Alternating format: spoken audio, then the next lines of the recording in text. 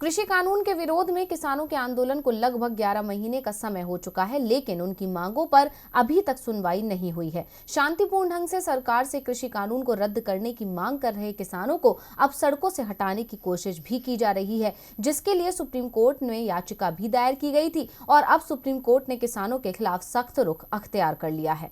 किसान आंदोलन को 1 साल पूरा होने में मात्र 1 महीने का समय बचा है। लगभग 11 महीने से किसान अपने हक के लिए लड़ रहे हैं, लेकिन उनकी मांगों को मानना तो दूर, सरकार बात करने को भी राजी नहीं है और सरकार के इस मनमर्जी का हर्जाना किसान और बाकी जनता को भुगतना पड़ रहा है। लेकिन किसानों के प्रदर्शन के चलते जनता को दिक्कतें हो रही हैं, जिस पर सुप्रीम कोर्ट ने चिंता जताई है और किसानों के लिए सख्ती दिखाई है। किसानों के आंदोलन के चलते हाईवे जाम पर सुप्रीम कोर्ट ने कहा कि किसानों को विरोध करने का अधिकार है, लेकिन सड़कों को अनिश्चित काल के लिए अवरुद्ध नहीं किया जा सकता है। इसके साथ ही अदालत ने किसान यूनियनों से सड़कों से विरोध कर रहे किसानों को हटाने की मांग वाली याचिका पर अपना जवाब दाखिल करने को कहा। अब इस मामले की सुनवाई 7 दिसंबर को होगी। इससे पहले सुप्रीम कोर्ट ने केंद्र सरकार से भी पूछा था कि वह राष्ट्रीय राजधानी में 3 कृषि कानूनों का विरोध कर रहे किसानों द्वारा सड़क की नाकेबंदी को हटाने के लिए क्या कर रही है। शीर्ष अदालत ने अपनी चिंता व्यक्त करते हुए कहा था कि सड़कों पर हमेशा के लिए कब्जा नहीं किया जा सकता।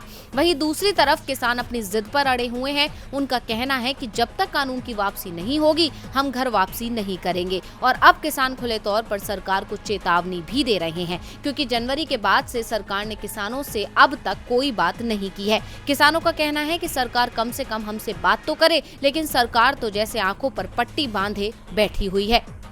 डीवी लाइव की रिपोर्ट।